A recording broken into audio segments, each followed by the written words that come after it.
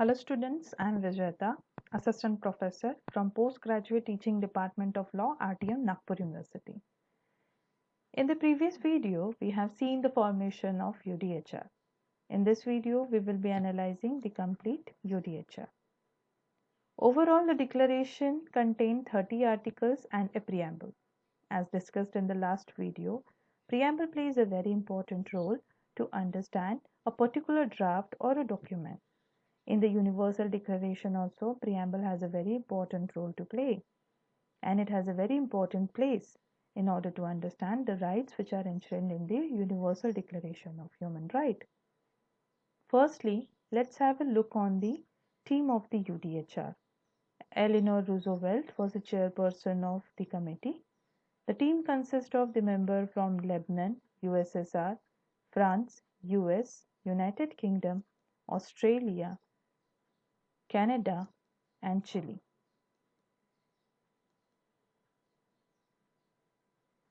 The preamble of the UDHR declared that the Universal Declaration of Human Rights as a common standard of achievement for all people and for all nations, to that end that every individual and every organ of the society keeping this declaration constantly in the mind shall strive by teaching or education to promote the respect for these rights. Therefore, the preamble declared that this declaration is a common standard of achievement for all people and for all nations, and it is to be noted that it is not for any states and not for any government, but it states that it is a common standard achievement for all people and for all nations. Coming to the content of the Universal Declaration of Human Rights, it starts with Article 1, which says that human beings are born free and equal in dignity and rights.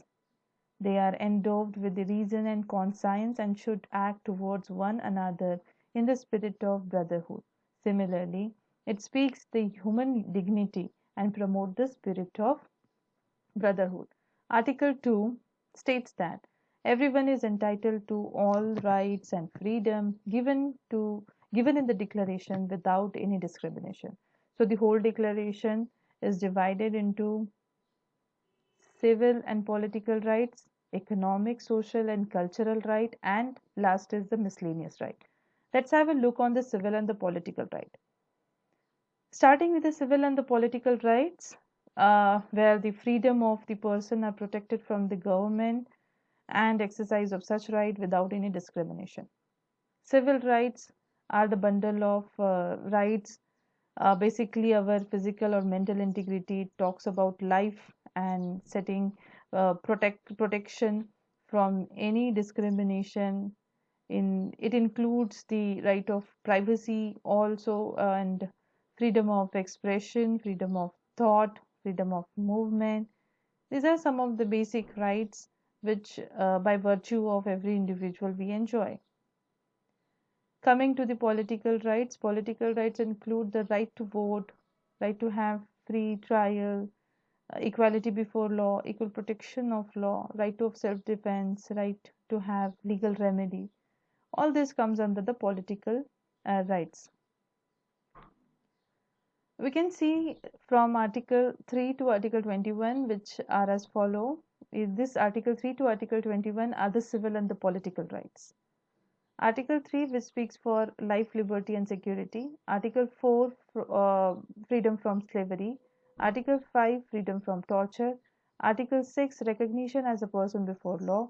Article 7, equality before law. Article 8, remedy by tribunal. Article 9, freedom from arbitrary arrest.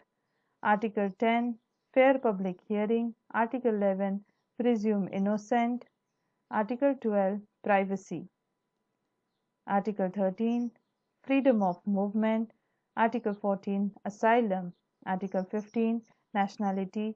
Article 16, marriage and family. Article 17, property. Article 18, freedom of belief. Article 19, freedom of opinion. Article 20, freedom of assembly. Article 21, take part in the government. These are the rights from Article 3 to Article 21 are the civil and political rights which are mentioned in the Universal Declaration of Human Rights, which is also called as the first generation right. Next class of rights are the economic, social, and cultural rights that can be seen from Article 22 to Article 27. Article 22, which speaks about social security, Article 23, work, Article 24, rest and leisure, Article 25, adequate standard of living, Article 26, education, Article 27, participate in the cultural life. Last three articles are the miscellaneous articles, which do not speaks of any specific right, but they are just a concluding articles of the declaration. Article 28 says that everyone is entitled to social order and international order in which the rights and the freedoms are set forth in the declaration can be fully realized. Article 29 is an exception because this particular article is not a right, but it puts a duties on the individual or the people, that everyone has a duty to the world community in which the free and full development of his personality is possible, and that is the mutual responsibility of every individual who enjoy the human rights. In the exercise of these rights, freedom, everyone is subject only to such limitation as determined by law with the objective to recognize and respect for the rights and freedom of others in order to have moral duty, public order, and the overall development of all in the democratic society. Lastly, Article 30, which deals with the freedom from state of personal interference.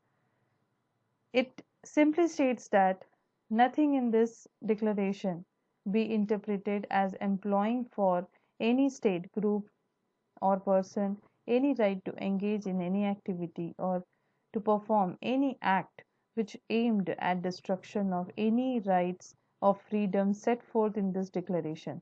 The above class of rights which are present in the UDHR is in no case contrary to the purpose and the principle of the United Nations. Therefore, the declaration contains not only the civil and the political right, but it is a mixture of all the rights, civil, political, including economic, social, and cultural rights.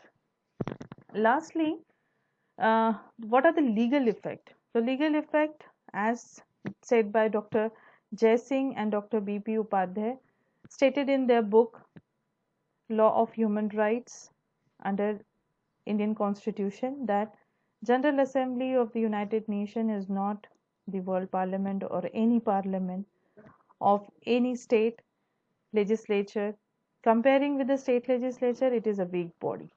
Any resolution passed by the General Assembly are recommendatory in nature and not binding upon the state. Thus, the declaration is the resolution of General Assembly and it is not binding upon the state.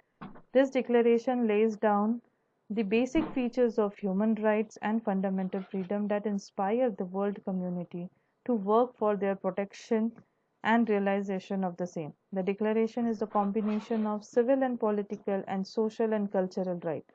So it imposes duty upon the state to promote and protect such rights and regardless of its social, political and economic system. In the post adoption of UDHR, it has been seen that the declaration is of the wide effect on the world community, even at the international level.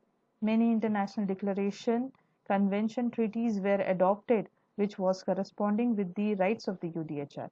At domestic level, many states prepared the constitution and incorporated the provisions of human rights and fundamental freedom which are mentioned in the UDHR.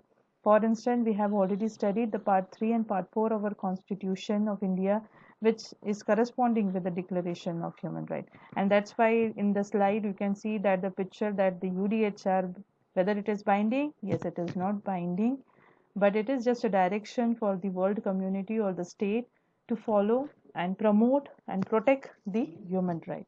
Thank you.